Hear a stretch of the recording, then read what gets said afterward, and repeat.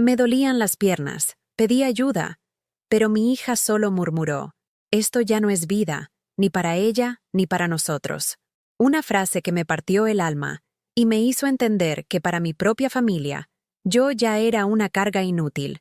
Hoy voy a contarte algo que nunca pensé que contaría. Y si tú, por un segundo, sientes que esto te parece familiar, solo te pido que dejes un like y te suscribas. Me va a ayudar a continuar desahogándome. Me llamo Elisa Herrera, tengo 70 años y vivo en una pequeña casa de adobe en las afueras de Guadalajara, Jalisco. Durante décadas, esta casa olía a canela y café recién molido, a las tortillas que hacía cada mañana para mis hijos, al detergente Zote con que lavaba su ropa a mano porque no teníamos lavadora. Ahora solo huele a soledad y a las hierbas medicinales que tomo para el dolor de artritis en mis rodillas.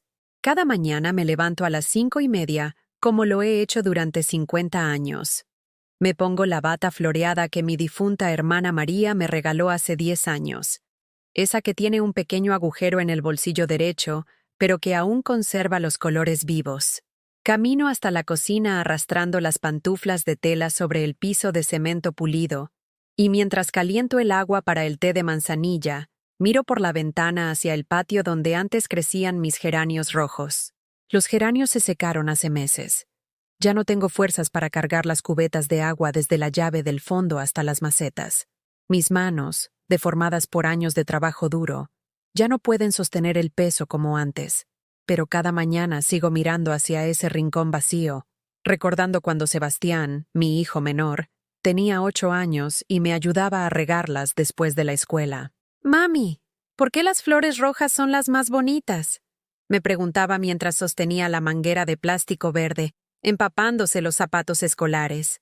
«Porque las cosas hermosas necesitan más cuidado, mijo», le respondía yo, acariciando su cabello negro y rebelde. Ahora Sebastián tiene 43 años. Vive en una casa de 2 pisos en Zapopan, con su esposa Abril y mi nieto Emiliano de 6 años. Ya no me pregunta por las flores. De hecho, ya casi no me pregunta nada. La semana pasada era martes. Lo recuerdo porque los martes voy al mercado de Tonalá a comprar verduras baratas con los últimos pesos de mi pensión. Regresé a casa cargando una bolsa de nylon desgastada, llena de jitomates que estaban empezando a ponerse blandos, pero que aún servían para hacer salsa. Mis piernas me dolían tanto que tuve que sentarme 3 veces en el camino de regreso, apoyándome en las bancas de concreto que están frente a la farmacia Guadalajara. Cuando finalmente llegué a casa, vi que tenía una llamada perdida de Sebastián. Mi corazón se aceleró como siempre que veo su nombre en la pantalla rajada de mi celular viejo. Tal vez me invita a cenar, pensé. O quiere que vaya a cuidar a Emiliano este fin de semana. Marqué de regreso con los dedos temblorosos, apoyando el teléfono contra mi oreja derecha, la que todavía escucha bien. «Bueno? Hola, mijo. ¿Cómo estás? Vi que me llamaste». «Ah, sí, mamá. Oye, ¿te acuerdas que Emiliano va a cumplir 6 años el sábado?» Por supuesto que me acordaba. Llevaba 3 semanas tejiendo un suéter azul marino con pequeños barquitos bordados, usando el estambre que compré con el dinero que ahorré no comprando pollo durante 2 semanas. Mis dedos artríticos tardaron horas extra cada noche, pero quería que fuera perfecto para mi nieto. «Claro que me acuerdo, mijo. Ya tengo su regalo listo». «Bueno, pues, es que vamos a hacer una pequeña reunión». Abril invitó a unas familias de la escuela de Emiliano, gente de su trabajo también. Va a estar muy concurrido. Una pausa. El silencio se sintió pesado, como cuando las nubes grises se juntan antes de una tormenta. «¿Crees que podrías mejor venir otro día? Para que Emiliano pueda disfrutar su regalo con más calma, ¿me entiendes?» Las palabras me golpearon como un puñetazo en el estómago. Me senté en la silla de madera junto a la mesa de la cocina, esa que cruje cada vez que alguien se mueve, y traté de encontrar mi voz. «Pero, Sebastián, soy su abuela. Es mi nieto». «Sí, mamá, ya sé. Pero es que, bueno, tú sabes cómo es Abril con las reuniones. Le gusta que todo sea elegante.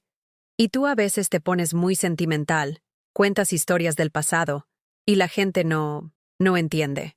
«¿Qué historias, mijo? ¿Te avergüenzas de cómo te crié?» «No es eso, mamá. Es solo que es diferente ahora. Tenemos otro tipo de vida. La gente que viene tiene hijos en colegios privados, manejan carros nuevos. No quiero que te sientas incómoda. Incómoda. La palabra se quedó flotando en el aire de mi cocina pequeña, mezclándose con el olor a gas del boiler viejo y el vapor que salía de mi taza de té. Sebastián no quería que yo me sintiera incómoda, pero en realidad no quería que sus nuevos amigos me vieran. No quería explicar por qué su madre vivía en una casa humilde, por qué usaba ropa de tianguis, por qué sus manos estaban ásperas y manchadas por años de lavar ropa ajena para ganar dinero extra. Está bien, mijo, logré decir, aunque mi voz sonaba quebrada. Entiendo. Te prometo que la próxima semana vamos a ir a verte. Emiliano puede estrenar su regalo allá, en tu casa. Pero yo sabía que no vendría la próxima semana, ni la siguiente. Llevaba 2 meses sin ver a mi nieto, desde que Abril decidió que las visitas a la abuela interrumpían la rutina de estudios del niño. Colgué el teléfono y me quedé sentada en silencio durante horas, viendo cómo la luz del sol se movía lentamente por las paredes de mi cocina hasta desaparecer completamente. El suéter azul con barquitos quedó doblado sobre mi cama, esperando una ocasión que tal vez nunca llegaría. Esa noche, mientras preparaba un huevo frito para cenar, porque mi pensión apenas alcanza para lo básico, encontré en el cajón de la cocina una fotografía vieja de cuando Sebastián tenía 12 años. Estábamos en la Plaza de Armas de Guadalajara, después de una tarde de domingo. Él sonreía con los dientes chuecos que nunca pude pagar que le arreglaran, y yo lo abrazaba fuerte, orgullosa, sin importarme que mi vestido fuera del tianguis o que mis zapatos estuvieran gastados. En esa foto, yo era su héroe. Ahora, aparentemente, era su vergüenza. Esa noche no pude dormir. Me quedé despierta en mi cama individual, esa que compré usada cuando mi esposo Roberto murió hace 12 años, recordando todo lo que había hecho por Sebastián, todo lo que había sacrificado para que él tuviera la vida que ahora le daba vergüenza reconocer. Cuando Sebastián tenía 17 años y quería estudiar administración de empresas en el ITESO, yo trabajaba de 5 de la mañana a 10 de la noche. Limpiaba oficinas en el centro de Guadalajara desde el amanecer.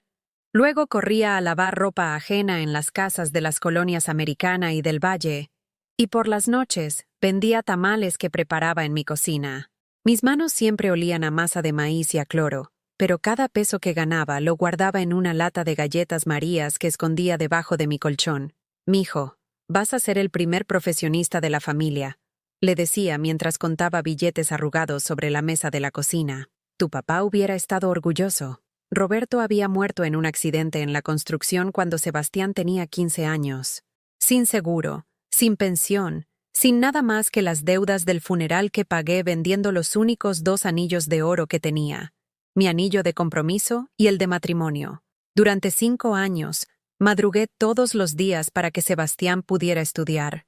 Mientras él dormía hasta las 9, yo ya llevaba 3 horas fregando pisos de oficinas en edificios donde los ejecutivos llegaban en carros que costaban más de lo que yo ganaría en toda mi vida. Mientras él almorzaba en la cafetería de la universidad con sus compañeros, yo comía tortillas con frijoles parados en la cocina de alguna casa donde trabajaba. Nunca le dije que había días en que no comía para que él pudiera comprar sus libros. Nunca le conté que dejé de ir al médico durante años porque sus mensualidades eran más importantes que mi salud. Cuando me dolían las rodillas por estar arrodillada limpiando pisos, me tomaba ibuprofeno del genérico y seguía trabajando. El día de su graduación, llegué a la universidad con mi único vestido decente, uno verde olivo que había sido de mi hermana María. Lo había lavado y planchado con tanto cuidado que parecía nuevo. Me senté hasta atrás del auditorio, orgullosa pero discreta, viendo a mi hijo recibir su título. Cuando terminó la ceremonia, se acercó conmigo sonriendo. «Gracias, mamá, por todo». Me abrazó fuerte, y por un momento sentí que todos esos años de sacrificio habían valido la pena. Después conoció a Abril. Abril venía de una familia de clase media de Zapopan. Su papá tenía una ferretería próspera. Su mamá daba clases de inglés en una academia privada. Vivían en una casa de 2 pisos con cochera techada y jardín. Cuando Sebastián me la presentó, ella me saludó con una sonrisa educada pero fría. Esa sonrisa que la gente de dinero le dedica a la servidumbre. Mucho gusto, señora Herrera, me dijo, extendiendo una mano de uñas perfectamente arregladas que contrastaba con mis manos ásperas y callosas. Desde el principio, noté cómo me miraba. Sus ojos se detuvieron en mi ropa sencilla, en mis zapatos del tianguis, en las arrugas de mis manos que delataban años de trabajo duro. Cuando vino a conocer mi casa, la recorrió con la misma expresión que uno pone al visitar un museo de la pobreza. ¡Qué acogedor!, dijo, mirando mi sala con los muebles que había comprado de segunda mano y forrado yo misma. Pero yo la recibí con cariño. Preparé mole rojo desde cero, ese que me tomaba 2 días hacer, pero que era la especialidad de la familia. Puse mi mejor mantel, el bordado a mano que había sido de mi madre. Serví en los platos de Talavera que guardaba para ocasiones especiales. Abril apenas probó la comida. Está muy condimentado para mi estómago, me explicó con una sonrisa forzada. Yo como más light, ¿me entienden? Sebastián no dijo nada, solo bajó la mirada, como si se disculpara por la comida de su madre. Cuando se casaron, yo ahorré durante 8 meses para poder contribuir con algo a la boda. Vendí mis gallinas, empeñé la cadena de oro que había sido de mi mamá, y trabajé turnos extra limpiando oficinas los fines de semana. Logré juntar 30,000 pesos, toda mi fortuna. Es para que empiecen su vida juntos, mijo, le dije, entregándole un sobre con los billetes. Sé que no es mucho, pero es todo lo que tengo. Sebastián lloró cuando recibió el dinero.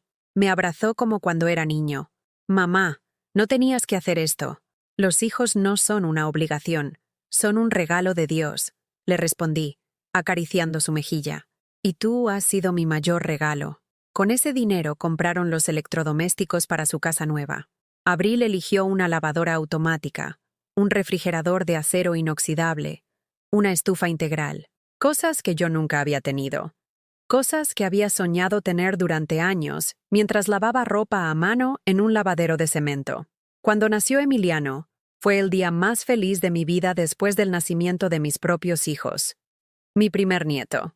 Llegué al hospital con un rebozo tejido a mano, azul cielo con pequeñas estrellas bordadas que me había tomado 3 meses terminar. Es para que arrope a mi nietecito, le dije a Abril, quien estaba recostada en la cama del hospital con una bata rosa de seda. Ella tomó el rebozo y lo miró como si fuera un trapo sucio. Ay, señora Elisa, qué detalle. Pero yo ya compré mantas importadas de algodón orgánico. Son más higiénicas para la piel del bebé. Mi rebozo terminó guardado en un cajón, junto con mi ilusión de que mi nieto usaría algo hecho con mis propias manos. Durante los primeros años de Emiliano, yo era la niñera gratuita. Cada vez que Abril tenía junta en su trabajo o quería salir con sus amigas, me hablaba. Señora Elisa, ¿puede venir a cuidar al niño? Solo son unas horitas. Y yo dejaba todo para ir a su casa. Cargaba 2 camiones desde mi colonia hasta Zapopan, gastando del poco dinero que tenía en pasajes, para cuidar a mi nieto sin cobrar un peso. Les ahorraba miles de pesos en niñeras, pero nunca recibí ni las gracias. Mientras yo le daba de comer a Emiliano, jugaba con él y lo bañaba, Abril se iba de shopping o a sus clases de pilates. Cuando regresaba, siempre encontraba algo que criticar. ¿Por qué le diste de comer frijoles? Esos le causan gases. ¿Por qué lo dejaste ver caricaturas? Nosotros solo le ponemos programas educativos en inglés. ¿Por qué le contaste cuentos de princesas? Eso refuerza estereotipos de género. Pero yo seguía yendo, porque amaba a mi nieto, porque era mi única conexión real con la familia de mi hijo.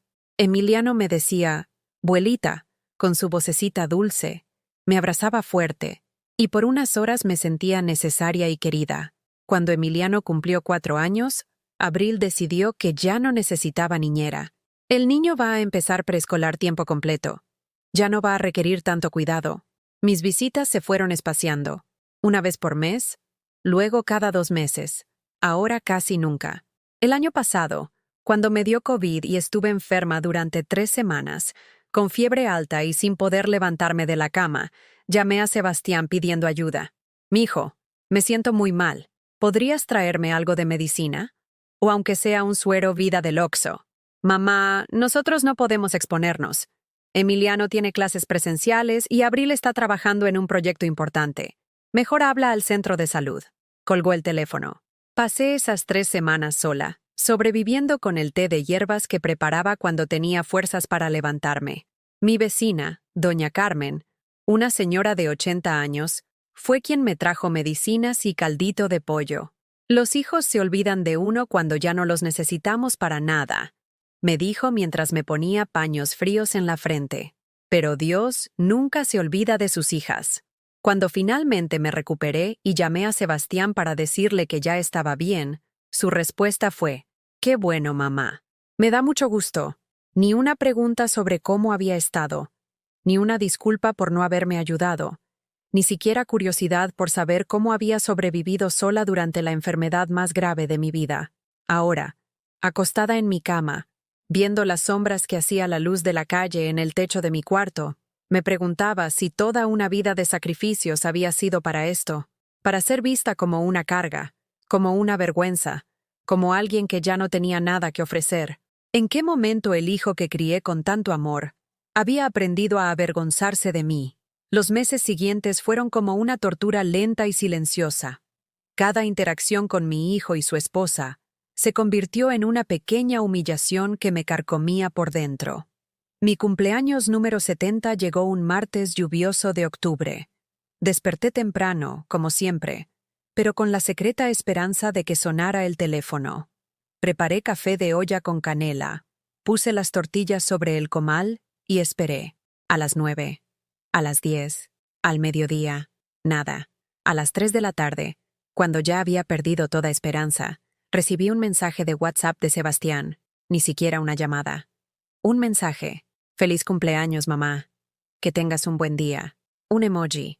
Mi hijo me mandó un emoji para celebrar 7 décadas de mi vida. Abril ni siquiera eso.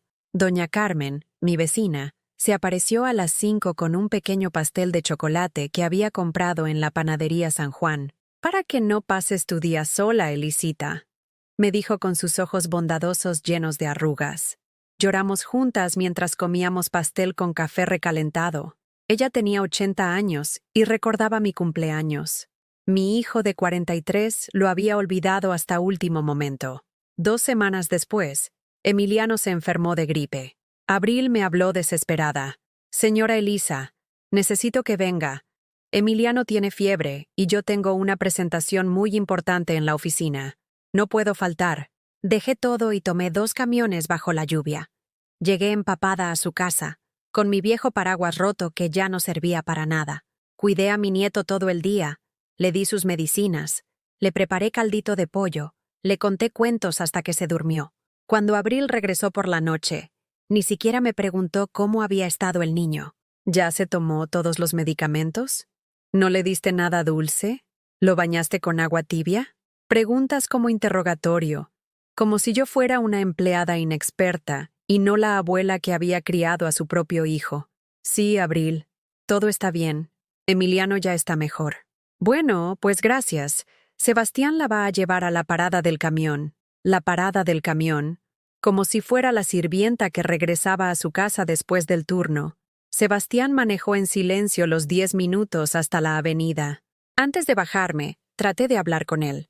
«Mijo, ¿está todo bien? Siento que casi no hablamos ya». «Todo está bien, mamá. Solo que andamos muy ocupados. Ya sabes, el trabajo, la escuela de Emiliano, los compromisos sociales». Compromisos sociales. Así le decía a las reuniones donde yo no era bienvenida. ¿Y si un día de estos vienen a comer a la casa? Puedo hacer pozole rojo, de ese que te gustaba tanto. Ay, mamá, es que Abril está haciendo dieta. Ya casi no comemos guisados pesados. Más bien comida orgánica, ensaladas, cosas así. Mi pozole rojo, la receta que había sido de mi abuela y que había pasado de generación en generación, ahora era comida pesada. Me bajé del carro con el corazón encogido. Sebastián ni siquiera esperó a que llegara hasta la parada. Arrancó antes de que yo cruzara la calle. El Día de Muertos llegó con esa melancolía hermosa que solo octubre puede traer a México. Monté mi ofrenda en la mesa del comedor, como había hecho durante 50 años. Puse las fotos de Roberto, de mis padres, de mi hermana María. Flores de cempasúchil que compré en el tianguis. Veladoras, pan de muerto de la panadería del barrio. Un vasito de tequila para Roberto y café de olla para mi mamá.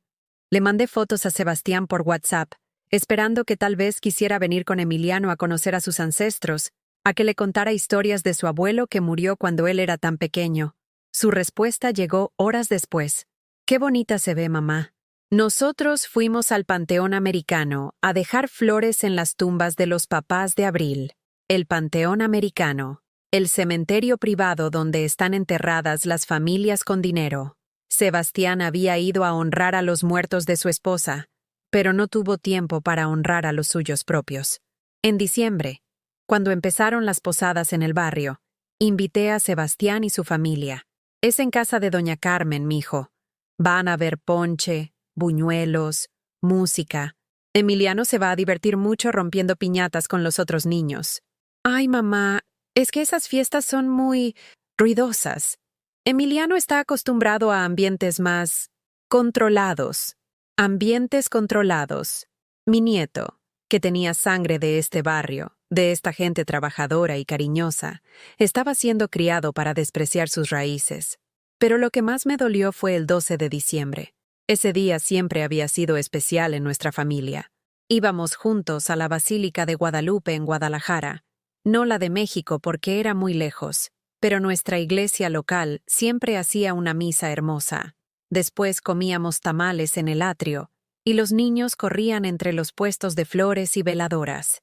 Roberto y yo llevábamos a Sebastián desde que era bebé. Incluso después de que Roberto murió, Sebastián y yo seguimos yendo juntos hasta que se casó. Este año marqué temprano. Mijo, ¿vamos a ir a misa de la Virgen? Como siempre. Mamá, ya no practicamos esa religiosidad popular. Abril y yo estamos más enfocados en una espiritualidad personal, más íntima. Espiritualidad personal. Mi hijo había cambiado a la Virgen de Guadalupe por yoga y meditación mindfulness. Pero es tradición de la familia, Sebastián. Tu papá nunca se perdió una misa del 12 de diciembre. Mamá, ya no somos los mismos de antes. Hemos evolucionado, como si nuestras tradiciones fueran algo primitivo de lo que había que liberarse. Fui sola a la iglesia. Me senté en la banca donde siempre nos sentábamos los tres. Roberto, Sebastián y yo. La banca se sintió enorme y vacía.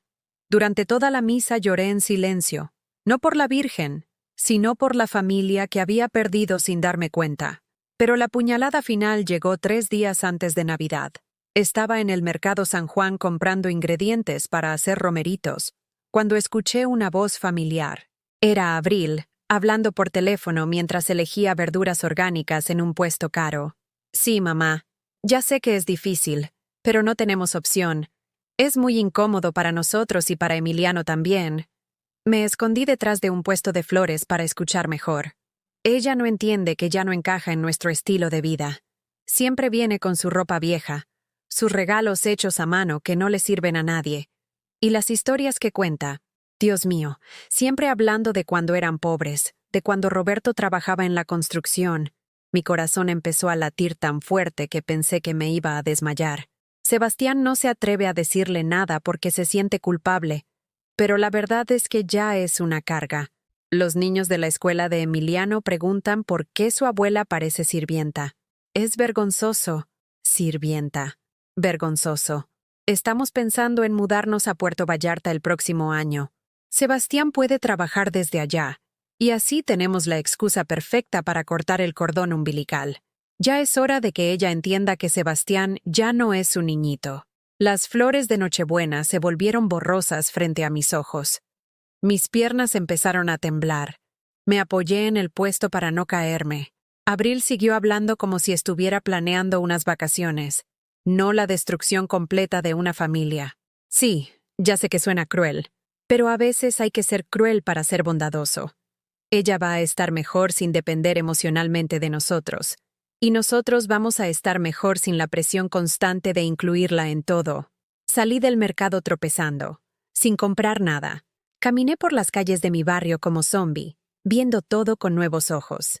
Las casas humildes donde había vivido toda mi vida, la gente sencilla que me saludaba con cariño, los puestos de comida donde comía cuando tenía unos pesos extra, todo eso era lo que mi hijo quería borrar de su vida.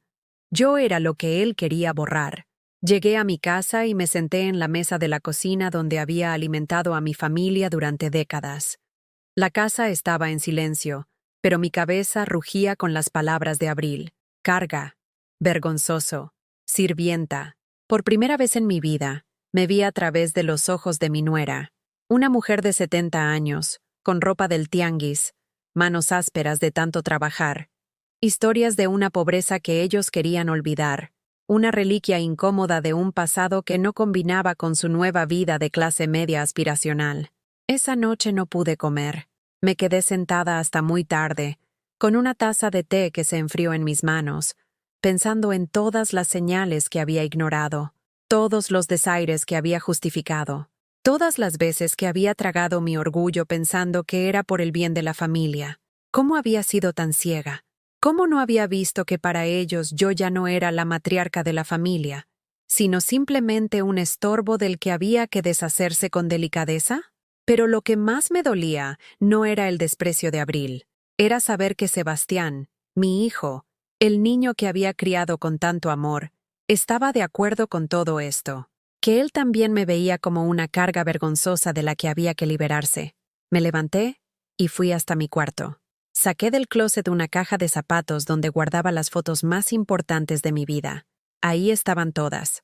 Sebastián de bebé, el día de su primera comunión, su graduación, su boda, fotos de cuando éramos felices, cuando él me necesitaba, cuando yo era su heroína. Las observé una por una bajo la luz amarillenta de mi lámpara de buró. En cada imagen, yo sonreía con orgullo, con amor incondicional, con la certeza de que estaba construyendo algo hermoso y duradero. Ahora todas esas fotos se sentían como mentiras, como evidencia de una estafa emocional que había durado décadas. Por primera vez en mi vida, me pregunté si tal vez era hora de dejar de ser la madre abnegada que todo lo perdona y todo lo permite. Si tal vez era hora de dejar de comprar amor con sacrificios que nadie valoraba. Si tal vez era hora de preguntarme quién era Elisa Herrera, más allá de ser la madre de Sebastián. La Nochebuena llegó como todos los años, pero esta vez yo tenía un plan. Por primera vez en décadas, no iba a esperar una invitación que sabía que no llegaría. No iba a quedarme sentada en mi cocina sola, imaginando la cena familiar de la que había sido excluida. Esa mañana me levanté temprano y me arreglé con más cuidado del que había puesto en meses. Me puse mi vestido azul marino, el que guardaba para ocasiones especiales, y los aretes de perlas falsas que había comprado en el centro años atrás. Me peiné con gel, y hasta me puse un poco de labial coral que tenía guardado en el tocador. A las 11 de la mañana, tomé el camión hacia Zapopan. En mis manos llevaba una pequeña bolsa con los regalos de Navidad que había preparado. Una bufanda tejida para Sebastián, un delantal bordado a mano para Abril, y un dinosaurio de fieltro que había cosido para Emiliano durante las noches de insomnio. Cuando llegué a su casa, la cochera estaba llena. Reconocí el carro de los padres de Abril, un Sentra blanco, y otros 2 autos que no conocía. Por las ventanas se veía luz cálida y se escuchaban risas. La familia perfecta celebrando su Nochebuena perfecta. Toqué el timbre con el corazón acelerado. Abril abrió la puerta, y su cara cambió completamente cuando me vio. La sonrisa social que tenía preparada para recibir invitados se transformó en una expresión de pánico mal disimulado. «Señora Elisa, ¿qué hace aquí?» «Vengo a cenar con mi familia», respondí con una tranquilidad que me sorprendió a mí misma. «Es Nochebuena, pero nosotros no... Es decir, ¿no sabíamos que iba a venir? Soy la abuela de Emiliano y la madre de Sebastián. No sabía que necesitaba invitación para ver a mi familia en Nochebuena». Desde la sala llegó la voz de Sebastián. «¿Quién es, amor?» Abril me miró con ojos de súplica, como rogándome que me fuera sin hacer escándalo. Pero yo ya había tomado mi decisión. «Es tu mamá», gritó Abril hacia adentro, con una voz tensa que trató de sonar normal. El silencio que siguió fue tan espeso que se podía cortar con cuchillo. Las conversaciones de la sala se detuvieron por completo. Escuché pasos apurados y la voz de Sebastián murmurando algo que no pude entender. Finalmente, mi hijo apareció en la puerta. Su cara mostraba una mezcla de vergüenza y fastidio que me partió el corazón. «Mamá, ¿qué haces aquí? ¿No te dije que íbamos a hacer algo pequeño? Solo la familia de Abril. ¿Y yo qué soy, Sebastián?» La pregunta quedó flotando en el aire frío de diciembre. Mi hijo no tenía respuesta, o al menos no una que se atreviera a decir en voz alta. «Pasa, señora», dijo Abril finalmente, con la cortesía forzada de quien recibe a un vendedor a domicilio. «Pero ya terminamos de cenar. Solo estamos con el postre y el café». Entré a la casa que había ayudado a amueblar con mis ahorros, donde había cuidado a mi nieto cientos de veces, donde había cocinado y limpiado sin que nadie me lo pidiera. Ahora me sentía como una intrusa. En la sala estaban los padres de Abril, don Fernando y doña Claudia, sentados en el sofá de cuero que yo había ayudado a pagar. Al verme, se levantaron con educación, pero sin calidez. «Señora Herrera», me saludó don Fernando con un apretón de manos breve. ¡Qué sorpresa! También estaban una pareja joven que no conocía, probablemente amigos de la oficina de Sebastián, y una mujer elegante de unos 50 años, que después supe era la hermana de Abril. Emiliano corrió hacia mí desde el rincón donde había estado jugando con juguetes caros que yo no podía comprarle. «Buelita, ¿viniste a cenar conmigo?» «Claro que sí, mi amor», le dije, abrazándolo fuerte. Su abrazo inocente fue lo único genuino de toda esa noche. Me sentaron en una silla que trajeron apresuradamente de la cocina, mientras todos los demás tenían lugares asignados en la mesa del comedor. Me sirvieron los restos de pavo en un plato de plástico. Los platos de porcelana ya estaban en el lavavajillas. Y me ofrecieron agua natural, mientras los demás tomaban vino importado. La conversación se reanudó con una forzada normalidad. Hablaron de sus trabajos, de viajes que habían hecho o planeaban hacer, de restaurantes caros donde habían cenado. Yo permanecí en silencio, comiendo mi pavo frío y observando. La hermana de Abril contaba sobre su reciente viaje a Europa. «París está divino en esta época. Fuimos a cenar a este restaurante increíble cerca de la Torre Eiffel. Costó una fortuna, pero la experiencia valió cada euro. Nosotros estamos pensando en irnos a Puerto Vallarta para Año Nuevo», comentó Sebastián, evitando mi mirada. «Renté una casa frente al mar por una semana. Puerto Vallarta. Confirmación de lo que había escuchado en el mercado. Ya tenían planes de alejarse, de construir una vida donde yo no existiera. ¿Y Emiliano no va a extrañar a su abuelita si se van tan lejos?», pregunté con inocencia fingida. El silencio volvió a caer sobre la mesa como una manta pesada. «Mamá», dijo Sebastián con voz de advertencia. «No empieces. No estoy empezando nada, mijo. Solo pregunto por mi nieto». Abril intervino con su sonrisa de plástico. «Señora Elisa, los niños se adaptan muy rápido. Emiliano va a hacer nuevos amigos. Va a conocer otros lugares. Es bueno para su desarrollo. ¿Y qué hay del desarrollo emocional? ¿De conocer a su familia, sus raíces?» La tensión se podía palpar. Los invitados intercambiaban miradas incómodas. Don Fernando se aclaró la garganta nerviosamente. «Bueno», dijo la amiga de Sebastián con una sonrisa forzada, «creo que es hora de que nos vayamos». La cena estuvo deliciosa, Abril. Una por una, las personas empezaron a despedirse con la prisa de quien escapa de una situación incómoda. En 20 minutos, la casa se vació de todos los invitados, dejándonos solo a la familia directa. Cuando se cerró la puerta tras el último visitante, la máscara de cortesía de Abril se desplomó completamente. «¿Estás contenta?», me gritó. «¿Estás contenta de haber arruinado nuestra Nochebuena?» No sabía que mi presencia arruinaba algo. Respondí con calma. «Claro que arruina. Siempre arruinas todo con tu actitud de víctima, con tus comentarios culposos, con tu forma de hacer que todos se sientan incómodos». Sebastián no decía nada. Estaba parado junto a la ventana, mirando hacia afuera, como si quisiera estar en cualquier otro lugar. «¿Víctima?», repetí. «¿Víctima por querer pasar Nochebuena con mi familia? Tu familia somos nosotros», gritó Abril. «Y nosotros tenemos derecho a tener nuestra propia vida sin que tú aparezca todo el tiempo haciendo drama». «Amor, cálmate», murmuró Sebastián. pero sin mucha convicción. No me voy a calmar. Estoy harta de que tu mamá crea que puede hacer lo que se le dé la gana en nuestra casa. Emiliano empezó a llorar desde la sala, asustado por los gritos. Fui hacia él instintivamente. ¡No!, me gritó Abril. ¡No te acerques! Ya hiciste suficiente daño por esta noche. Tomó a Emiliano en brazos y se lo llevó a su cuarto, dejándome parada en medio de la sala como una estatua de sal. Sebastián finalmente se volteó hacia mí. Su cara mostraba una mezcla de culpa y resentimiento que nunca había visto antes. Mamá, ¿por qué tienes que hacer esto? ¿Hacer qué, Sebastián? ¿Existir? No exageres. Sabes perfectamente que no es eso. ¿Entonces qué es? Explícame qué hice mal viniendo a cenar con ustedes en Nochebuena. Él se pasó las manos por el cabello, frustrado. Es que es complicado, mamá. Nosotros tenemos un círculo social ahora. Gente del trabajo, padres de la escuela de Emiliano. Y tú siempre dices cosas que... ¿Qué qué? Que nos hacen quedar mal. Hablas del pasado, de cuando éramos pobres, de papá trabajando en la construcción. Esa gente no entiende eso. Es incómodo.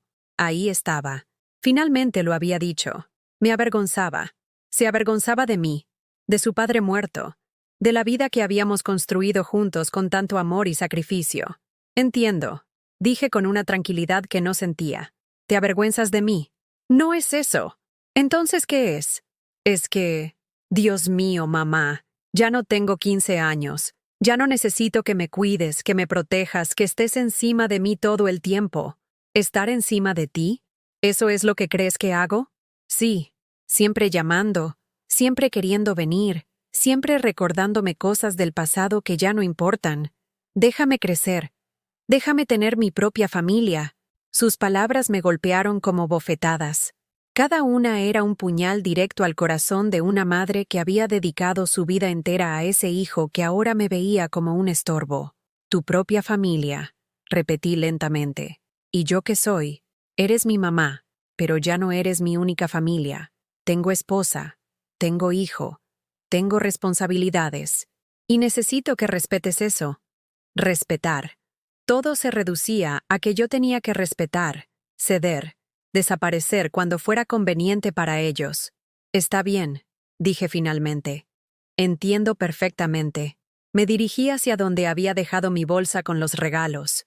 Los saqué uno por uno y los puse sobre la mesa de centro. Estos son sus regalos de Navidad. Los hice pensando en ustedes, con cariño, pero veo que esas cosas ya no tienen valor en esta familia. Mamá, no seas dramática. No soy dramática, Sebastián. Solo estoy entendiendo cuál es mi lugar, o más bien, que ya no tengo lugar. Tomé mi bolsa y me dirigí hacia la puerta. Sebastián me siguió. ¿A dónde vas? Ya es muy tarde para que andes en camión. No te preocupes. Ya no soy tu responsabilidad. ¿Recuerdas?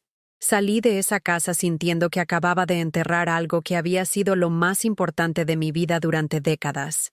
Pero por primera vez en meses, también sentí algo que no había experimentado en mucho tiempo, una extraña sensación de libertad. Ya no tenía que fingir que las migajas de afecto que me daban eran suficientes. Ya no tenía que mendigar amor a quienes claramente ya no me querían en sus vidas.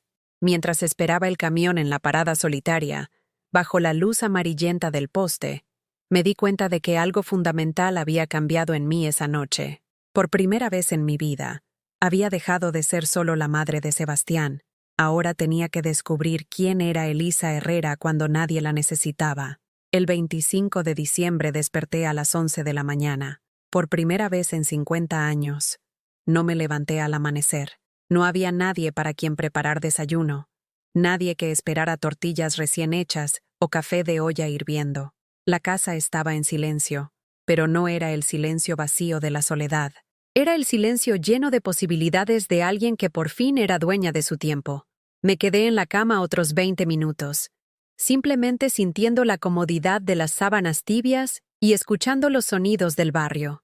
Niños jugando con juguetes nuevos en los patios, música de alguna radio lejana, el grito del vendedor de tamales que trabajaba incluso en Navidad. Cuando finalmente me levanté, no me puse la bata vieja. Busqué en el closet y saqué un camisón de algodón azul que había comprado hace años, pero nunca usado, porque era muy bonito para todos los días. Hoy decidí que todos los días podían ser bonitos. Fui a la cocina y por primera vez en décadas, no preparé café para 2 personas por costumbre. Puse una sola medida en la cafetera. Corté una sola naranja. Tosté una sola rebanada de pan. Los gestos se sintieron extraños al principio, como si estuviera aprendiendo a vivir de nuevo. Desayuné despacio, saboreando cada bocado sin prisa, sin preocuparme por si alguien necesitaba algo, sin estar pendiente del teléfono esperando una llamada que probablemente no llegaría.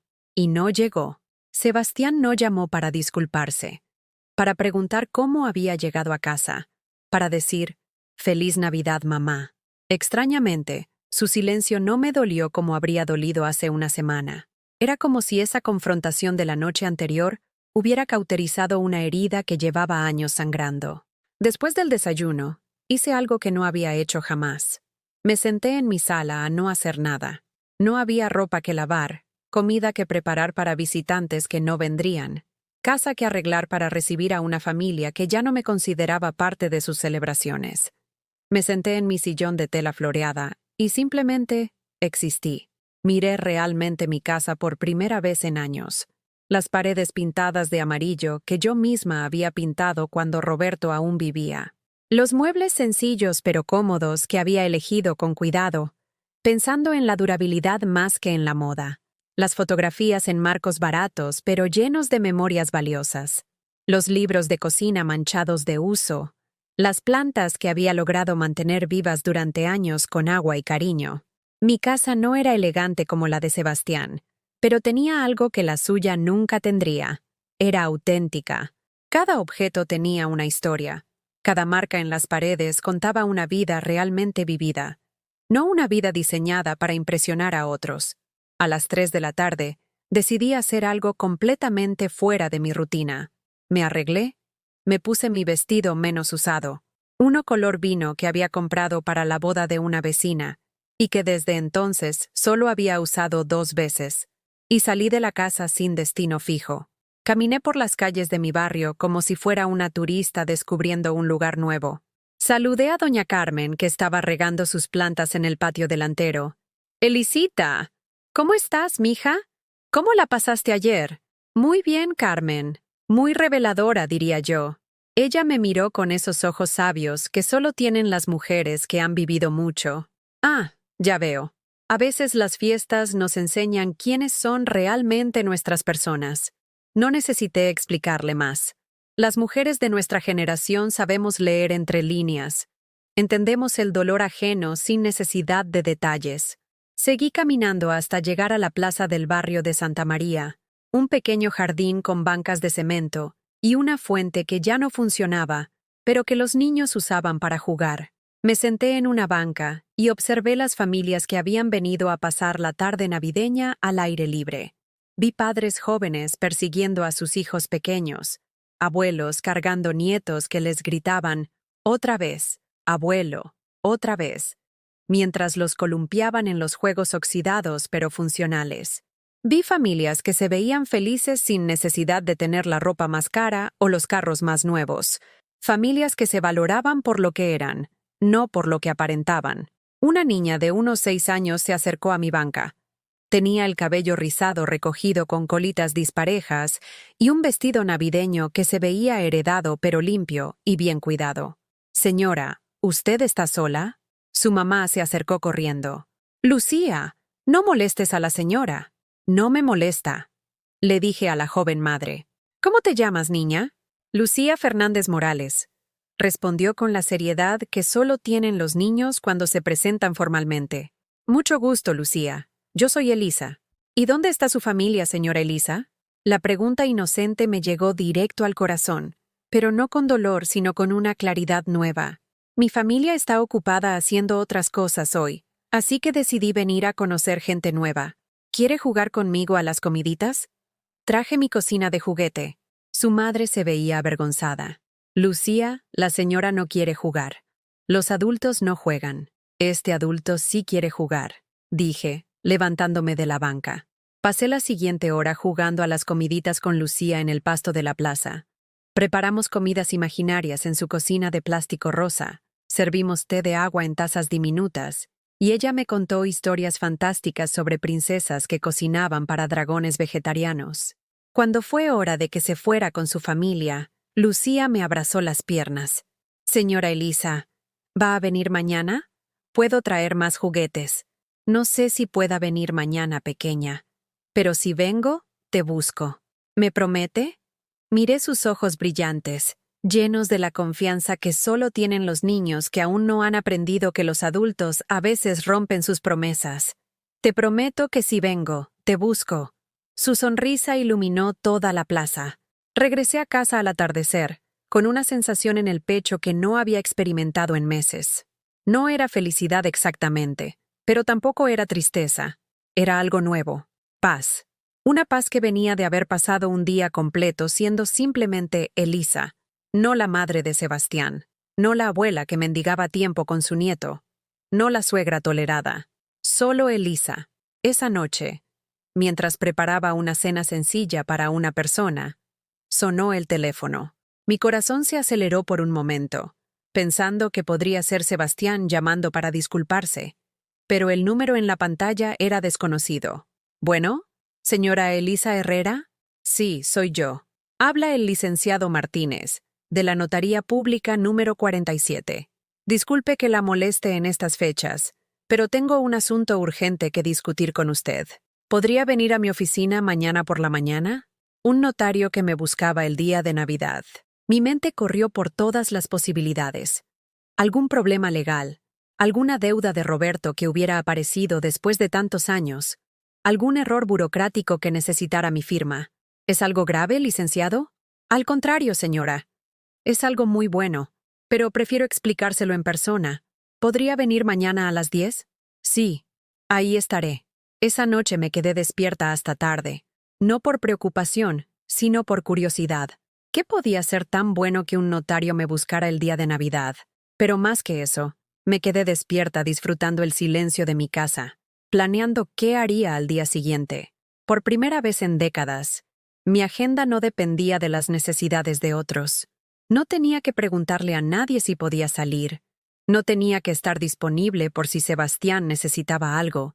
No tenía que guardar energía para cuidar a Emiliano. Mi tiempo era mío. La mañana del 26 de diciembre me arreglé con cuidado. Me puse mi mejor blusa, una blanca con pequeñas flores bordadas que había comprado en el tianguis, pero que se veía elegante, y mi falda azul marino más nueva. Me peiné con gel y hasta me puse los aretes de perlas que guardaba para ocasiones especiales. Llegué a la notaría 15 minutos antes de la cita. El licenciado Martínez era un hombre de unos 60 años, calvo y con lentes, que me recibió con una sonrisa genuina. «Señora Herrera, gracias por venir. Siéntese, por favor». Su oficina olía a papel viejo y café, con paredes llenas de libros jurídicos y diplomas enmarcados. Me senté en la silla de cuero frente a su escritorio, con las manos entrelazadas sobre mi bolsa. «Señora, vengo a darle una noticia que va a cambiar su vida completamente». Mi corazón empezó a latir más fuerte. ¿Se acuerda de su hermana María Elena Herrera González? Por supuesto. Era mi hermana mayor. Murió hace 5 años. ¿Sabía usted que su hermana había emigrado a Estados Unidos en los años 80? Sí, claro. Se fue a trabajar a California. Perdimos contacto hace muchos años. Intenté buscarla cuando murió Roberto, pero nunca pude localizarla. El licenciado sonrió y abrió una carpeta gruesa. Su hermana nunca se olvidó de usted, señora Herrera. Trabajó durante 40 años como cocinera en un restaurante mexicano en Los Ángeles. Nunca se casó, no tuvo hijos. Y antes de morir, dejó muy claro en su testamento que usted era su única heredera. Las palabras flotaron en el aire como plumas que mi mente no podía atrapar. ¿Heredera? Su hermana acumuló durante 4 décadas un patrimonio considerable. Una casa pagada en Los Ángeles, cuentas de ahorro y un negocio próspero. Señora Herrera, usted acaba de heredar aproximadamente 3 millones de pesos mexicanos. El mundo se detuvo. La oficina se volvió silenciosa. Mi respiración se cortó. 3 millones de pesos. La mujer que había vivido toda su vida contando centavos, que había vendido sus anillos de matrimonio para pagar un funeral, que comía frijoles con tortillas para ahorrar dinero, acababa de convertirse en una mujer con medios económicos. ¿Está seguro? Completamente seguro. Aquí están todos los documentos. Solo necesitamos que firme algunos papeles y podemos iniciar el proceso de transferencia. Salí de esa notaría con las piernas temblorosas y una carpeta llena de documentos que certificaban que mi vida acababa de cambiar para siempre. Pero lo más extraño de todo era que mi primera reacción no fue pensar en Sebastián, en cómo esta herencia podría ayudarlo, en cómo podría ser la abuela generosa que comprara el cariño de su familia. Mi primera reacción fue sentarme en la banca del parque frente a la notaría y preguntarme, ¿qué quiere hacer Elisa Herrera con esta segunda oportunidad? Una semana después de conocer sobre la herencia, decidí que era hora de cerrar un capítulo de mi vida para poder abrir otro. No había hablado con Sebastián desde la Nochebuena, y él tampoco había intentado contactarme. Ese silencio mutuo me confirmó lo que ya sabía. Nuestra relación se había roto de una manera que quizás ya no tenía reparación. Pero había cosas que tenía que decir, cosas que había callado durante años por miedo, por costumbre, por esa creencia equivocada de que las madres siempre deben perdonar y olvidar. Ya no era esa mujer. El martes por la mañana, marqué a Sebastián desde el teléfono fijo de mi cocina. Mi voz sonaba distinta, más firme de lo que había sonado en años. «Bueno, Sebastián, soy tu mamá». Un silencio incómodo. «Ah, hola mamá. ¿Cómo estás? Necesito que vengas a mi casa. Tú, Abril y Emiliano. Hoy a las 6 de la tarde. ¿Para qué? Tenemos que hablar. Mamá, si es por lo de la Nochebuena, ya te dije que... No es una invitación, Sebastián. Es una cita. Estaré esperándolos a las 6. Colgué el teléfono antes de que pudiera responder. Mis manos no temblaron. Mi corazón no se aceleró. Por primera vez en décadas, yo había puesto las condiciones. Pasé el día preparándome mental y físicamente para esa conversación. Me arreglé con cuidado. Mi vestido azul marino más elegante, mis zapatos negros sin raspaduras, el collar de perlas falsas que me había regalado Roberto para nuestro 10º aniversario. Me peiné en el salón de Doña Esperanza y hasta me pinté las uñas de un color rosa discreto. Cuando me vi en el espejo de cuerpo completo del dormitorio, vi a una mujer de 70 años que se veía digna, arreglada, respetable. No era la señora humilde y avergonzada que había sido expulsada de la cena navideña. Era alguien nuevo, alguien que había recuperado su valor propio. A las 5:30, acomodé mi sala de manera estratégica. Puse 3 sillas frente al sofá donde yo me sentaría. Preparé agua de Jamaica en una jarra de vidrio y la serví en mis mejores vasos. No era café de olla ni té en tazas desportilladas. Era una presentación formal para una conversación formal. A las 6 en punto, escuché el carro de Sebastián estacionarse frente a mi casa. Los vi caminar hacia la puerta a través de la ventana. Él con cara de fastidio, Abril con expresión de quien va a cumplir un castigo, y Emiliano saltando entre ellos, ignorante de la atención de los adultos. Abrí la puerta antes de que tocaran. Llegaron puntuales. «Pasen». Los guié hasta la sala. Abril miró alrededor con esa expresión que yo ya conocía. Pero esta vez no me afectó. Que pensara lo que quisiera de mi casa. Yo ya sabía cuánto valía. «Siéntense, por favor». Emiliano corrió hacia mí. «Buelita, ¿tienes cuentos nuevos?» «Ahorita jugamos, mi amor. Primero tengo que hablar con tus papás». Lo senté a mi lado en el sofá. Sebastián y Abril se acomodaron en las sillas con la rigidez de estudiantes esperando regaño del director. «Antes de empezar», dije, «quiero que sepan que esta no es una conversación para pedir disculpas ni para suplicar perdón. Es una conversación para poner las cosas claras». Abril y Sebastián intercambiaron miradas. «Durante los últimos años, he permitido que me traten como una carga, como una vergüenza, como alguien que debe esconderse para no incomodar su nueva vida de clase media aspiracional».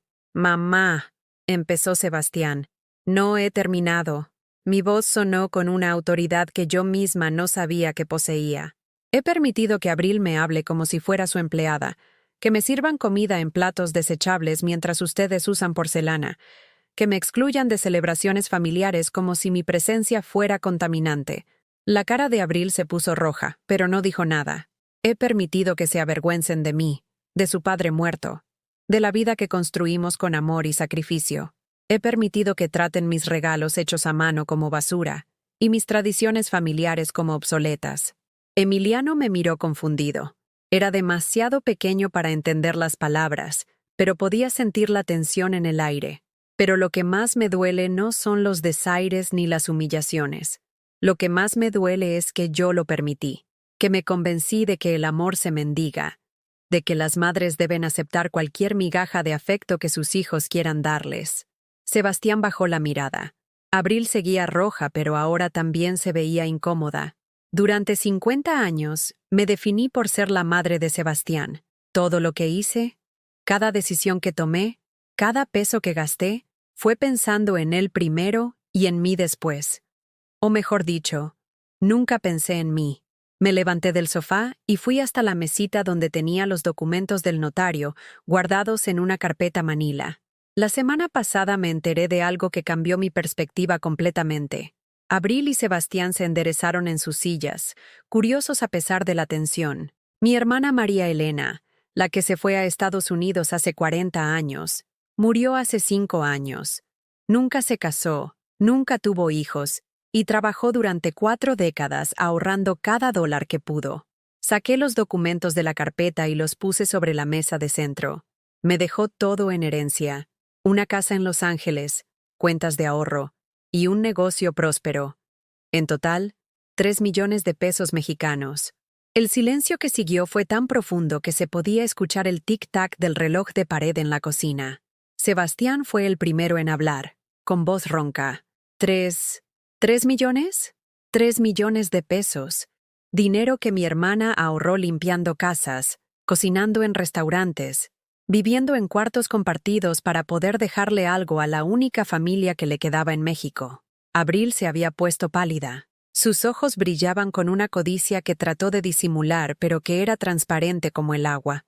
«Mamá, eso es increíble», dijo Sebastián, y por primera vez en meses escuché genuina emoción en su voz. «Con ese dinero ¿Podríamos qué, Sebastián? Bueno, podrías mudarte a una casa mejor, en una zona más bonita. Podrías comprarte ropa nueva, un carro. Podrías ayudarnos con la casa nueva que queremos comprar en Puerto Vallarta». Ahí estaba, la verdadera razón por la que su voz había cambiado. No se alegraba por mí, se alegraba por lo que yo podía hacer por él. ¿Sabes cuál fue mi primera reacción cuando el notario me dio la noticia? Sebastián negó con la cabeza, esperando ansioso. Mi primera reacción no fue pensar cómo podía ayudarte. No fue pensar en cómo podía comprar tu amor, o el de tu esposa. Mi primera reacción fue preguntarme qué quería hacer Elisa Herrera con esta oportunidad. La codicia en los ojos de Abril se transformó en algo parecido al pánico. Y después de una semana de pensarlo, ya tomé varias decisiones. Saqué otros papeles de la carpeta. Primer decisión: voy a vender esta casa y me voy a mudar a Playa del Carmen, Quintana Roo. Ya encontré un departamento bonito frente al mar, de 2 recámaras, con vista al océano. ¿Te vas a ir?, preguntó Sebastián, genuinamente sorprendido. Me voy a ir de Guadalajara, sí. Lejos de familias que me ven como estorbo cuando no necesitan dinero y como salvación cuando lo necesitan. Abril finalmente habló. Señora Elisa, usted no puede...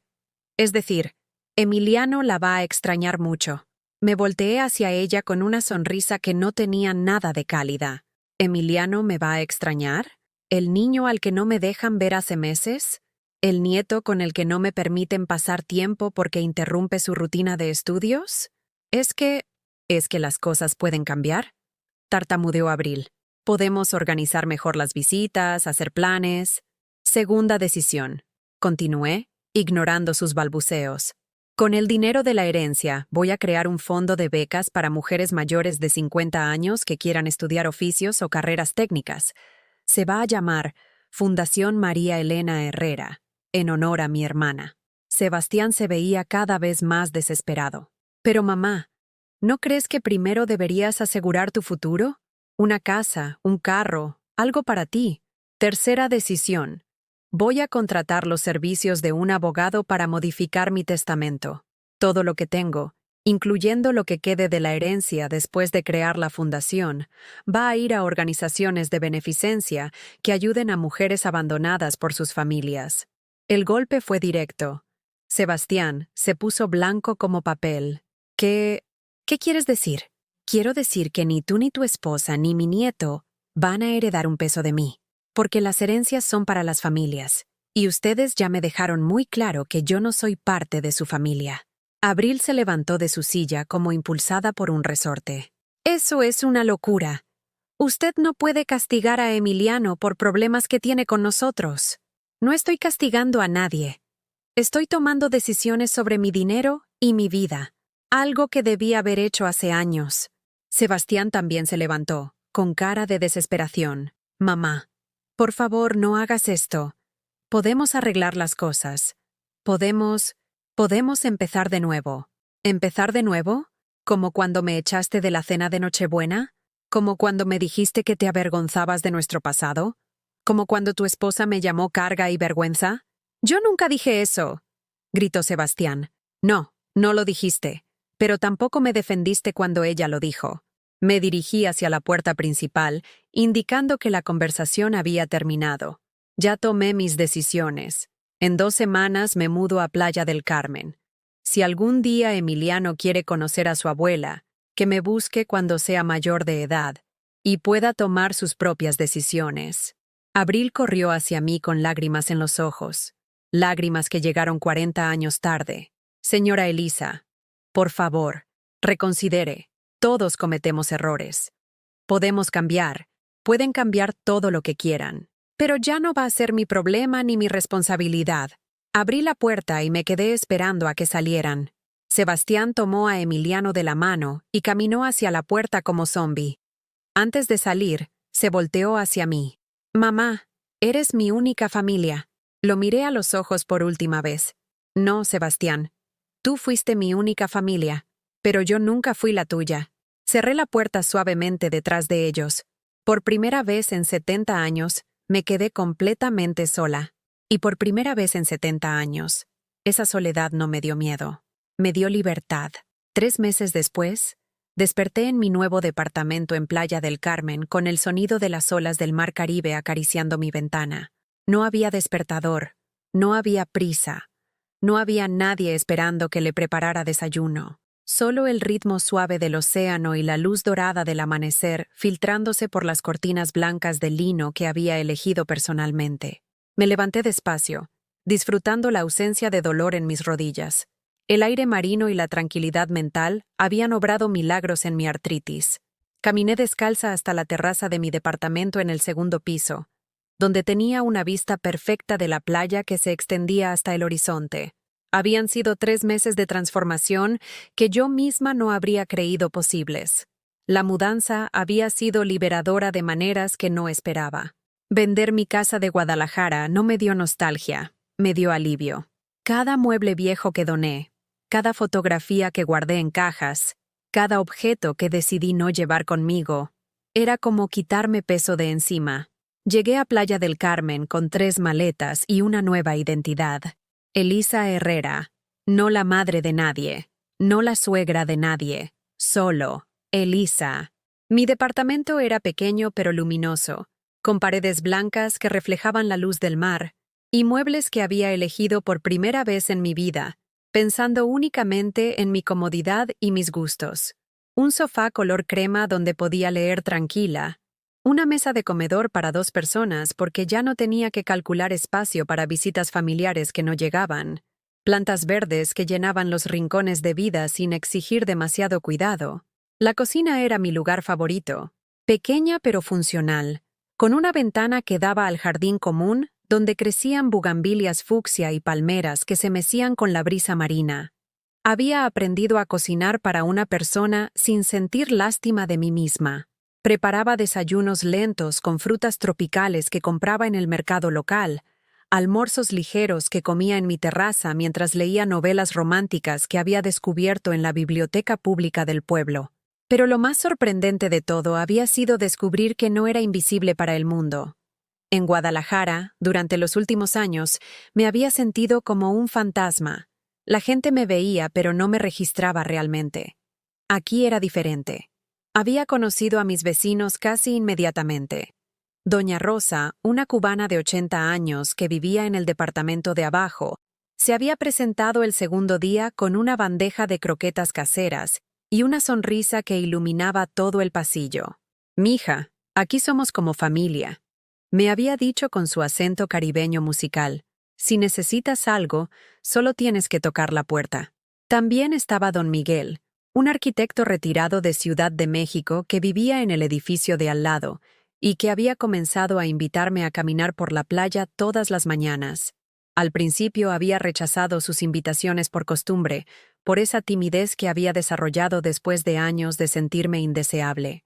Pero él había insistido con la paciencia de alguien que entendía que la soledad a veces necesita tiempo para transformarse en compañía elegida. «No es una cita romántica», me había dicho riendo después de mi tercera negativa. «Es solo una mujer interesante y un hombre viejo que disfrutan de la misma playa a la misma hora. ¿Por qué no compartir la experiencia?» Nuestras caminatas matutinas se habían convertido en el punto alto de mis días. Miguel tenía 75 años. Había enviudado hace 10, y tenía esa sabiduría tranquila de alguien que había aprendido a disfrutar la vida sin expectativas dramáticas. Hablábamos de libros, de arquitectura, de los cambios que habíamos visto en México durante nuestras décadas de vida. Nunca me preguntaba por mi familia ni por mi pasado más allá de lo que yo quisiera compartir. Un mes después de llegar, había hecho algo completamente impensable. Me había inscrito en clases de natación en el club deportivo del pueblo. ¿Natación?, había preguntado doña Rosa con sorpresa divertida. ¿A los 70 años? ¿Por qué no?, había respondido, sorprendiéndome a mí misma con mi audacia. Vivo frente al mar más hermoso del mundo, y nunca he aprendido a nadar. Es el momento perfecto. La instructora era una joven de 25 años llamada Fernanda, con la paciencia infinita que se necesita para enseñarle a una señora mayor que el agua no es enemiga sino aliada. Las primeras clases habían sido humillantes. Yo, flotando como tabla con ayuda de un tubo inflable mientras niños de 8 años nadaban a mi alrededor como peces.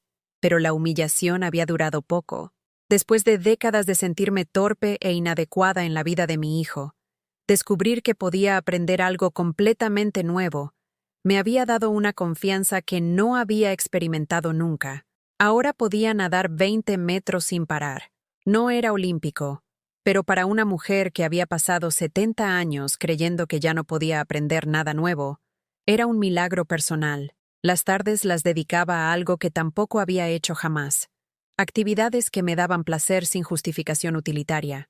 Había descubierto la biblioteca municipal, un edificio pequeño pero acogedor donde podía pasar horas leyendo sin prisa, sin culpa, sin la sensación de que debería estar haciendo algo más productivo para otros.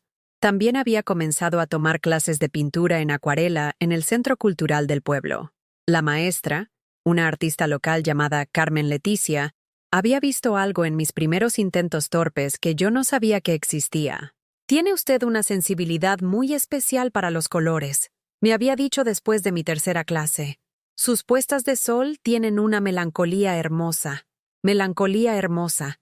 Nadie había usado jamás palabras así para describir algo que yo hubiera creado. Mis acuarelas eran simples. Atardeceres sobre el mar, palmeras meciéndose en la brisa, pequeños rincones del mercado local con sus colores vibrantes. Pero eran mías, completamente mías, creadas sin pensar en si a alguien más le gustarían o si tenían algún propósito práctico.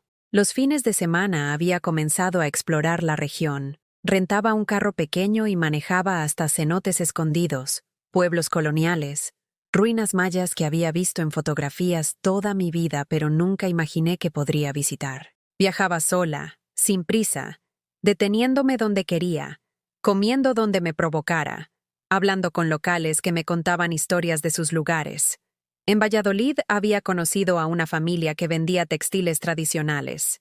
La abuela, doña Esperanza, Me había enseñado técnicas de bordado maya que habían pasado de generación en generación durante siglos. El bordado es como la vida, me había dicho mientras guiaba mis manos torpes sobre la tela. Cada puntada tiene que tener intención, pero también tiene que fluir naturalmente hacia la siguiente. Había comprado telas e hilos, y ahora pasaba las noches bordando manteles y servilletas que usaba en mi propio comedor, para mis propias comidas, sin pensar en si alguien más apreciaría el trabajo. Pero quizás el cambio más profundo había ocurrido cuando finalmente había ido a un salón de belleza por primera vez en mi vida adulta.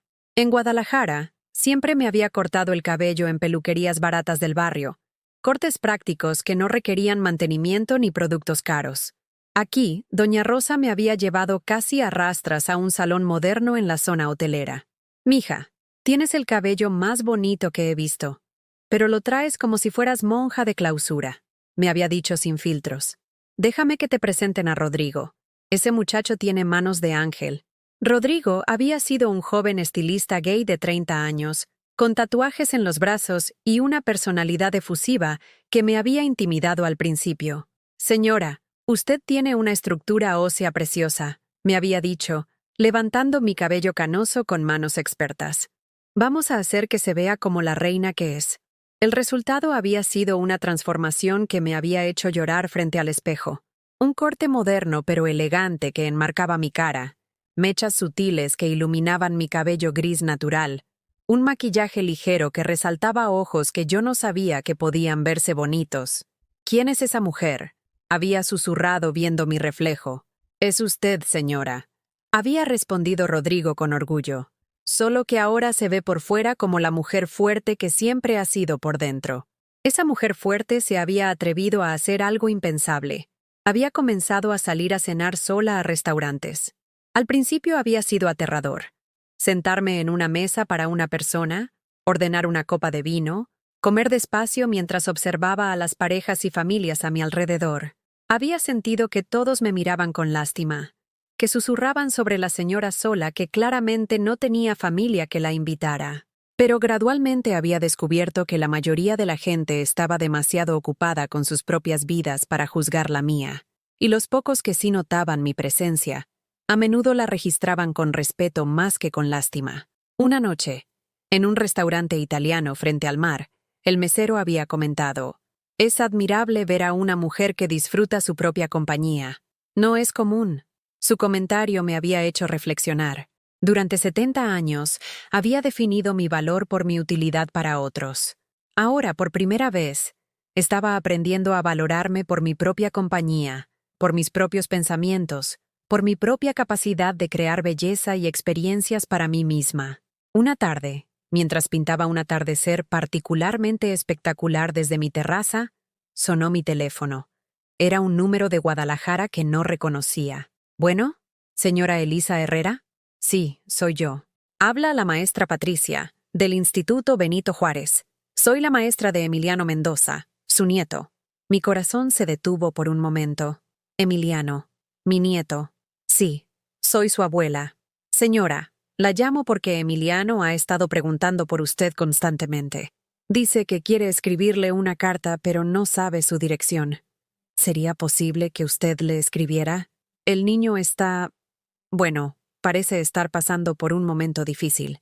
Después de colgar, me quedé sentada en mi terraza hasta que las estrellas aparecieron sobre el mar Caribe.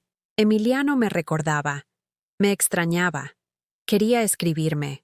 Por primera vez en meses, pensé en Guadalajara no con dolor, sino con una ternura distante, como quien recuerda un sueño que fue hermoso en su momento, pero que ya pertenece al pasado. Esa noche, bajo la luz de mi nueva lámpara de mesa, escribí la primera carta de mi nueva vida. «Mi querido Emiliano, tu abuelita está bien, muy bien. Y cuando seas grande, si quieres conocer el mar más azul del mundo, aquí te voy a estar esperando». Elisa pasó la noche en vela, dándole vueltas a esas palabras de su hija y su nuera. El amanecer la encontró sentada en su mecedora, con las rodillas doloridas y el corazón hecho trizas, pero también con una llama de decisión prendida en su interior. Esa mañana, después de pesar cada sentimiento, Comprendió que no podía seguir esperando migajas de cariño ni justificando humillaciones con el amor maternal. Era hora de escribir su propio capítulo final. Reunió sus pocas cosas más queridas: el suéter azul con barquitos para Emiliano, la fotografía de Sebastián niño regando esos geranios que ella ya no podía cuidar, el viejo rebozo tejido para su nieto y el recorte de aquel collar de perlas falsas que le regaló su esposo. Guardó cada objeto con paciencia, como si al ordenar sus recuerdos pudiera también ordenar sus emociones. Luego, con el amanecer de frente, salió al patio y regó los geranios secos, convencida de que ese gesto simbólico marcaría su renacimiento. Durante los días siguientes, usó su pensión para pagar un pequeño cuarto en una vecindad humilde pero colorida, donde las vecinas la saludaban con afecto y la invitaban a compartir sus tortillas recién hechas. Por primera vez en años, la pobreza no fue motivo de culpa, sino de complicidad. Comprendió que no estaba sola, que había toda una comunidad de personas mayores que luchaban cada día con el dolor, la soledad y la memoria de lo que alguna vez fue. Empezó a levantarse sin el peso de la obligación. Disfrutaba del frío matinal mientras caminaba despacio por la calle empedrada, saludando a los vendedores de tamales y a los abuelos que, como ella, se habían quedado sin un lugar en la familia moderna. Compró un cuaderno económico donde fue escribiendo su historia, no para que alguien más la leyera, sino para descubrir su propia voz. Página tras página, reconstruyó sus sueños olvidados: retomar la costura, aprender nuevas recetas de salsa, compartir relatos de su infancia con quien quisiera escuchar. Un día conoció a don Raúl, un jubilado de la panadería vecina, que vendía bolillos con mantequilla al amanecer. Él la invitó a charlar sobre el vaivén de la vida, y juntos descubrieron que tenían heridas similares: hijos que los habían apartado por vergüenza o conveniencia, viudas que habían sido invisibles tras la muerte de sus parejas, abuelos prohibidos de ver a sus nietos. De aquella amistad brotó el impulso de organizar tertulias en la plaza del barrio, para conversar, reír y llorar entre iguales, compartiendo un café tibio y saboreando el alivio de la comprensión mutua. Elisa recuperó la alegría de confeccionar prendas. Tejió un chal para doña Carmen, la vecina que le prestó un plato cuando no tenía qué cenar. Cosió fundas bordadas para las almohadas de los niños del orfanato local, y con sus manos divinas transformó retazos de tela en mandalas de color. Cada puntada era un acto de rebeldía contra la idea de que ya no servía para nada. En cada diseño se leía un mensaje silencioso: aquí estoy, existo, importo. Con el nuevo cuarto alquilado y una red de amigos solidarios, Elisa sintió el impulso de volver a Guadalajara, no para mendigar perdón ni restituir un lugar que ella misma decidió abandonar, sino para contar su historia en la iglesia del barrio de Coyoacán. Pidió permiso para dar un pequeño testimonio tras la misa dominical. Con voz firme y ojos humedecidos, relató su experiencia: la madre que sacrificó todo por sus hijos, la abuela relegada por una nuera acomodada, y la mujer que, al borde de la rendición, encontró la fuerza para rescatarse a sí misma. Al terminar, no hubo aplausos estruendosos, pero sí abrazos cálidos de quienes la escucharon. Una joven madre dijo: me hizo dar cuenta de que a veces damos por sentadas a las abuelas. Un sacerdote murmuró: este testimonio es una lección de dignidad, y varios adultos mayores la felicitaron por animarse a compartir el dolor y la victoria. Fue un acto de justicia poética. La voz de Elisa resonó en el lugar donde tantas veces se sintió silenciosa. Su mensaje viajó luego en cadenas de WhatsApp y en conversaciones familiares. Algunos de los que la habían excluido comenzaron a replantearse actitudes egoístas. No todos pidieron perdón, pero muchos reconocieron que habían sido cómplices del desprecio. Su hijo Sebastián, conmovido por aquel eco comunitario, envió un mensaje sencillo: mamá, vi tu testimonio. Estoy orgulloso de ti. No excusaba el pasado, pero abría una puerta a la reconciliación con nuevos términos: el respeto mutuo. Sin embargo, Elisa supo que la verdadera victoria no era reconciliarse con ellos, sino reconciliarse consigo misma. Ya no necesitaba la aprobación de sus hijas o nietos para sentir que era valiosa. Su familia elegida eran ahora aquellos que la acompañaban en la plaza, los amigos del taller de costura, y quienes la esperaban con una taza de café en el asilo vecinal. Había aprendido que la sangre no garantiza amor, y que la verdadera familia se construye con gestos de respeto, solidaridad y reconocimiento mutuo. Con su testimonio, Elisa no solo cerró un ciclo de dolor, sino que encendió una llama de esperanza en mujeres de su misma edad que se sentían invisibles. Fundó un grupo de apoyo que creció rápidamente. Abuelas con Voz, lo llamaron. Se reunían cada semana para leer, coser, tomar té y planificar acciones para visibilizar la vejez como etapa de plenitud y dignidad. Participaron en ferias de artesanía, en campañas de respeto intergeneracional en escuelas y en foros municipales para abogar por el derecho de los adultos mayores a una vejez activa y valorada. En su nuevo hogar en Guadalajara, porque al final decidió volver, no a depender de quienes la habían humillado, sino para fundar un centro cultural en la casa de su infancia, Elisa abrió su taller de bordado y costura creativa. Atendía a alumnos de todas las edades, compartiendo no solo técnicas, sino las historias que cada tela guardaba en sus hilos. Muchos jóvenes la buscaron para aprender de su sabiduría y agradecerle el ejemplo de resiliencia. Los geranios finalmente volvieron a florecer en su patio restaurado. Cada flor roja recordaba el momento en que su pequeño Sebastián la cuidaba, y ahora servía de símbolo de que el cuidado puede ser recíproco, ya no solo por los niños, sino por la mujer que aprendió a cuidar de sí misma primero. Sus manos, antes deformadas por el trabajo duro y doloridas por la artritis, ahora danzaban sobre la tela con la elegancia de quien ha encontrado propósito y belleza en cada fibra. Con el corazón reparado y la autoestima resurgida, Elisa Herrera transformó el dolor familiar en motor de cambio social. Su propia experiencia se convirtió en la lección que compartía con otros. Aprender a valorarse, a poner límites, a dejar ir lo que lastima y a construir una tribu de apoyo. Comprendió que la vida puede ser una sucesión de despedidas dolorosas, pero también un lienzo en blanco para cada nuevo comienzo. Llegado aquí, la vida le enseñó que el amor propio no está reservado a los jóvenes ni a los ricos, sino que es un derecho de todos, en cualquier etapa, que poner límite no es egoísmo, sino un acto de respeto hacia uno mismo y hacia quienes nos rodean, que la verdadera fortaleza surge cuando, a pesar de las heridas, somos capaces de alzar la voz, tomar decisiones valientes y extender la mano a quienes caminan en la misma oscuridad. Lección de vida: nunca es tarde para reencontrarte contigo mismo, para aprender a decir basta a lo que te destruye y sí a lo que te construye.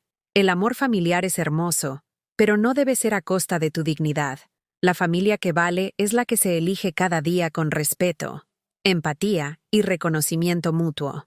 ¿Alguna vez has vivido o conoces a alguien que haya pasado por algo parecido? Responde en los comentarios. Si te gustó el video, deja tu like y suscríbete al canal para que este mensaje llegue a alguien que lo necesita.